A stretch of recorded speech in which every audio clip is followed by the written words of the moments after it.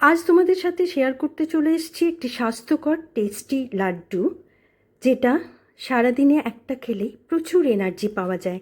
চলো তোমাদের সাথে শেয়ার করি আমি কিভাবে বানালাম। প্রথমেই কিছু মাখানা আমি ড্রাই রোস্ট করে নিলাম, তারপর নিয়েছি অ্যালমন্ড, কাজু, পিস্তা, সেটাও ভালো করে ড্রাই রোস্ট করে নেব। ভালোভাবে ড্রাই রোস্ট করলে কিন্তু এই লাড্ডুটা খেতে বেশ ভালো লাগে। নিলাম কালো তিল, সাদা তিল, সেটাও বেশ কিছুক্ষণ ধরে আমি ড্রাই রোস্ট করে নেব। নিয়েছি কিছু সিডস, পামকিন সিড এবং ওয়াটারমেলন সিড, সেটাও ড্রাই রোস্ট করে নিলাম। এখানে নিয়েছি গোটা ছোলা ভাজা, যেটা ছালটা ছাড়ানো। এটা ড্রাই রোস্ট করা ছিল, তবুও আমি একবার ড্রাই রোস্ট করে নিলাম।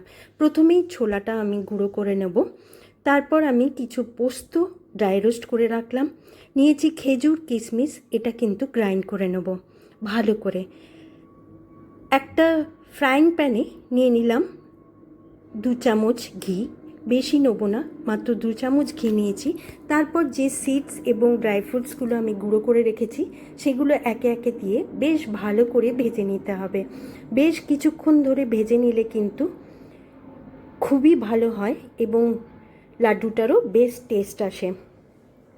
হালকা আছে বেশ কিছুক্ষণ ধরে নাড়াচাড়া করে আমি ভেজে নেব। সমস্ত যে ড্রাই ফ্রুটস এবং তিল এবং যে সিডসগুলো আমি ভেজে গুঁড়ো করে রেখেছিলাম। এখানে ফ্রাইং প্যানে নিয়েছি 4 চামচ মতন গুড়।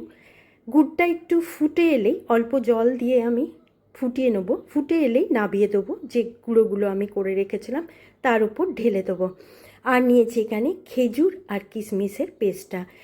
তারপর ভালো করে আমি একটু ঠান্ডা হলে ভালো করে মাখিয়ে নেব। বেশ কিছুক্ষণ ধরে মাখালে কিন্তু ভালো হয় খেতে।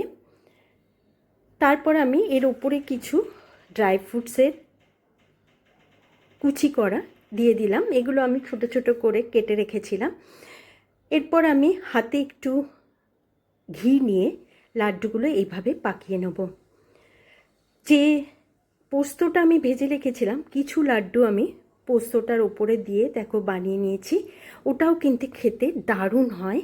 তোমরা একবার করে দেখো, এই লাড্ডুটা সত্যি শরীরের পক্ষে ভীষণ